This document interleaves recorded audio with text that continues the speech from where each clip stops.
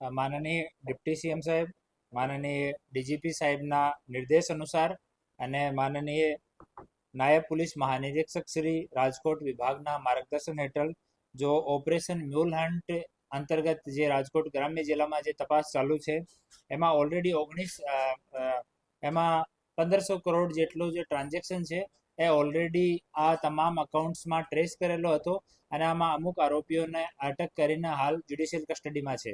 આ તપાસ દરમિયાન 3 આરોપીઓને આજ અટક કરવામાં આવ્યા છે. એમાં પહેલા આરોપી મૌલિક રામજીભાઈ કમાણી છે. આ યસ બેંકમાં પર્સનલ બેન્કર તરીકે કામ કરે છે છેલ્લા 2-3 વર્ષથી. અને મૌલિકભાઈએ પોતાના મેનેજર સાથે મળીને અને બીજા માણસના નામથી પેઢીના અકાઉન્ટ તૈયાર કરવાના, આમાં જે માણસના નામનું અકાઉન્ટ ખોલાઈ રહ્યું છે એની જગ્યા બીજા માણસની સહી કરવાની, પછી આ અકાઉન્ટને ઓપન કરવાના, એપીએમસીથી દસ્તાવેજ લેવાના, આ અકાઉન્ટમાં કાંઈ પણ નાની મોટી સમસ્યા આવે તો એને દૂર કરવા માટે પોતાના મેનેજર સાથે મળીને પ્રયાસ કરવાનો. અને આ મૌલિક કમાણી એનાથી પણ એક કદમ આગળ જઈને જ્યારે પૈસા ઉપાડવાના અને આંગળીયા કરવાના હોય તો એ કામ પણ પોતે આ ચીટર્સ માટે કરતા હતા. તો મૌલિક કમાણીને હાલ અટક કરવામાં આવ્યા છે. એ મૂળ મેઘપર કાલાવાડ જામનગર જિલ્લાના રહેવાસી છે અને અમુક સમયમાં જ્યારે કોઈ સેન્સિટિવ ટ્રાન્ઝેક્શન થતો હોય તો બેન્કિંગ સિસ્ટમમાં અલર્ટ જનરેટ થતા હોય છે. તો એ લોકો આ અલર્ટ જનરેટ કઈ રીતે ફાઇલ થાય અને અકાઉન્ટ પરત ઓપન થઈ જાય અને ટ્રાન્ઝેક્શન ફરીથી એના ઓપન થઈ જાય એના માટે અલગ અલગ ઇન્વોઇસીસનો, એપીએમસીના કાગળોનો, બિલ્સનો યુઝ કરતા હતા. બીજા જો અટક કર્યા છે એ કલ્પેશ વિઠ્ઠલભાઈ ડાંગરિયા છે. એ હાલ એક્સિસ બેંકમાં બ્રાન્ચ મેનેજર છે, પીપર બ્રાન્ચ જામનગરમાં. અહીંયાથી પહેલા એ યસ બેંકની જસાપુર જામકંડોરણા શાખામાં, એના પછી મોવિયા પડદરીમાં, આ બંને જગ્યા યસ બેંકમાં બ્રાન્ચ મેનેજર હતા. અને કલ્પેશભાઈ વિઠ્ઠલભાઈ ડાંગરિયા છે એ જો આ કેસમાં મેઇન વોન્ટેડ આરોપી છે. યાજ્ઞિક ઉર્ફે લાલો, લાલા સાથે એની મુલાકાત થઈ.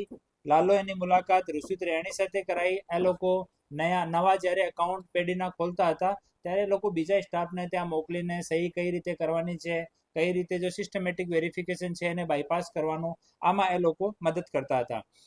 આ બેન્કિંગ સિસ્ટમમાં ટ્રાન્ઝેક્શન્સની અમુક મર્યાદા હોય છે તો આ મર્યાદાને બાયપાસ કરવા માટે એપીએમસી જો માર્કેટ છે આનો એક વન ટાઈમ લેટર મળે છે કે ભાઈ આ પેઢી અમારે અહીંયા કામ કરે છે તો આ લેટર તમે લઈ આવો તો પછી તમારા ટ્રાન્ઝેક્શનમાં વાંધો નહીં આવે.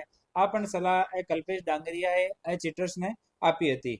એના સિવાય જો કોર બેન્કિંગ સુવિધા છે કે ભાઈ આ યસ બેંકમાં દરેક બ્રાન્ચ હોમ બ્રાન્ચ જેમ ગણાય છે, તો જે બ્રાન્ચમાં પૈસા અવેલેબલ હોય કેસના, આ બ્રાન્ચ માટે લોકો પણ આને રેફર કરતા હતા કે આજ અમારી બ્રાન્ચમાં પૈસા નથી તો તમે ચેક લઈને આ જગ્યા, જેમ કે રેસ કોર્સની બ્રાન્ચ છે, આ જગ્યા તમે ચેક લઈને માણસને મોકલો. ત્રીજા માણસ જો આજ અટક કર્યા છે એ અનુરાગભાઈ ચંદુભાઈ બાલદા છે. એ હાલ એચડીએફસી બેંકમાં કામ કરે છે પણ એનાથી પહેલા એ યસ બેંકમાં પર્સનલ બેન્કર તરીકે કામ કરતા હતા અને જસાપુર જામકંડોરણા બ્રાન્ચમાં કામ કરતા હતા.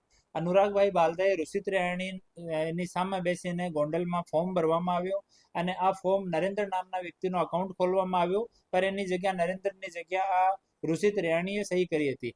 અકાઉન્ટ ઓપનિંગ ફોર્મમાં પણ, ચેકબુકમાં પણ અને બીજા જેટલા પણ વેરિફિકેશનના કાગળો છે આ તમામમાં ઋષિત રેણી એની સામે સહી કરી હતી. આ જાણવા છતાં અનુરાગ બાલદાએ નીચે ફોર્મમાં કે ભાઈ હું સર્ટિફાઈ કર્યો છે કે આ માણસ જેના નામ લખેલું છે આ ઉપર સાઇન કરી છે, તમામ વસ્તુ લખીને વેરિફિકેશન કરીને બ્રાન્ચમાં આપ્યો અને બ્રાન્ચમાં એના જે મેનેજર છે એને વેરીફાઈ કરીને આ અકાઉન્ટ ઓપન કર્યો. તો એ 3 લોકોની સંડોવણી આ ગુનામાં મળી. તો એ ત્રણો બેંકના 3 કર્મચારી હતા. આ 3ને હાલ અટક કરવામાં આવ્યા છે અને બેંક તરફથી અમે લોકો ઓરિજિનલ જેટલા ઓપનિંગ ફોર્મ આ લોકોના ટેન્યોર દરમિયાન જેટલા પણ અકાઉન્ટ્સ ઓપન થયા એની માહિતી પણ માંગી રહ્યા છીએ ને પછી આ તમામ ડોક્યુમેન્ટ્સને એના જો ઓરિજિનલ ઓનર્સ છે એના સ્પેસિમેન, સિગ્નેચર્સ અને રાઇટિંગ સાથે એફએસએલમાં મોકલવાના છીએ. હાલ સુધીમાં આ કેસમાં 20 લોકોની અટક થઈ ગઈ છે આ 3 સહિત, અને 20ના 20 માણસો જે કસ્ટડીમાં છે. હાલ એક પણ માણસને બેલ મળી નથી અને ટોટલ 85 જેટલા બેંક અકાઉન્ટ મળ્યા છે જેના ઉપર 1930ની 535 જેટલી કમ્પ્લેન રજીસ્ટર્ડ છે. આ કમ્પ્લેન જો 535 છે, આમાં 74 કરોડ જેટલો અમાઉન્ટ ઇન્વોલ્વ છે, જો ખરેખર સાયબર ફ્રોડનો અમાઉન્ટ છે. ઓર ટોટલ જો આ 85 બેંક અકાઉન્ટમાં જો ટોટલ ટ્રાન્ઝેક્શન થયું છે તો 2500 કરોડ રૂપિયાથી વધારાનો હાલ થઈ ગયો છે. અને અમે ડીજી સાહેબને રિક્વેસ્ટ કરીને એક સીએ પણ આ કેસમાં એક્સપર્ટ એડવાઇસ માટે હાયર કર્યા છે. એ પણ અમને આમાં ઇન્વેસ્ટિગેશનમાં મદદ કરી રહ્યા છે. સાહેબ આમાં કોઈ રાજકીય પક્ષોના ભાઈ સગા સંબંધીઓ લાગે છે? કારણ કે આજે પ્રખ્યાત નામો અને અટકો આવી રહી છે, તે વિસ્તારમાંથી ચૂંટણીઓ લડી રહ્યા છે, એમના કોઈ સગા સંબંધીઓના નામ કે નહીં, હાલ અમારી સામે એવો કોઈ રાજકીય પક્ષ સાથે સંકળાયેલો હોય એવો કોઈ પણ એક પણ આ આરોપીઓમાંથી હાલ સુધી આવ્યો નથી. ઓર વ્યવસ્થિત એની તપાસ ચાલુ છે. હા, આમાં જ્યારે અમે લોકો બેંકથી ઓરિજિનલ જેટલા પણ ફોર્મ્સ છે એ અમને મળશે, એફએસએલમાં મોકલીએ. આ અકાઉન્ટ હોલ્ડર્સ લોકોની વેરિફિકેશન સાથે ચાલુ છે. અમે લોકો હાલ 4-5 લોકોનો 183નો સ્ટેટમેન્ટ પણ જો અકાઉન્ટ હોલ્ડર્સ છે, જો વચ્ચેના લોકો છે, એનો કોર્ટમાં 164 જો જૂનો નિવેદન હતો ઓ પણ કરાયું છે. એમાં પણ પુષ્ટિ થઈ છે કે બેંકવાળા લોકો આ આરોપીઓ સાયબર ફ્રોડ કરવાવાળા લોકો સાથે મળીને અને આ સારો ગુનાહ આચર્યો હતો. તો એક વખત વેરિફિકેશન થયા પછી થઈ શકે કે સંખ્યા ઓર વધે.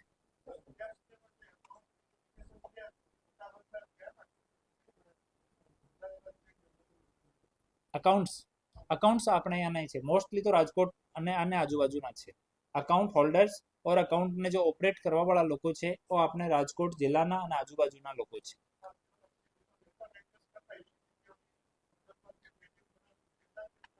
હા, એપીએમસી માર્કેટ જેમ કે અમુક પેઢીઓ માટે, અમુક અકાઉન્ટ્સ માટે ગોંડલ એપીએમસી નો લેટર યુઝ કરેલો છે, અમુક માટે આપણી રાજકોટની જો એપીએમસી છે એનો પણ લેટર યુઝ કરેલો છે.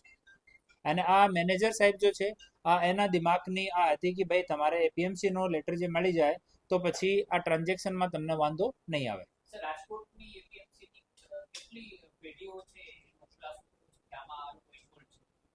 આમાં રાજકોટની અને ગોંડલની ઓર બાકી આજુબાજુની જો અમારી પાસે પેઢીના નામ અને અકાઉન્ટ નંબર આવી રહ્યા છે એની અમે તપાસ કરી રહ્યા છીએ. ઓર જો પેઢીમાં ટ્રાન્ઝેક્શન ડાઉટફુલ છે, આ પેઢીઓ માટે અમે ફર્ધર અલગ અલગ જગ્યાથી માહિતી માંગી રહ્યા છીએ. અને જેટલી એપીએમસી છે આ એપીએમસી તરફથી પોલીસને 100% સહકાર મળી રહ્યો છે. જો દસ્તાવેજ અમે માંગી રહ્યા છીએ આ તરત અમને મળે છે અને આ તમામ દસ્તાવેજોની વ્યવસ્થિત તપાસ ચાલુ છે.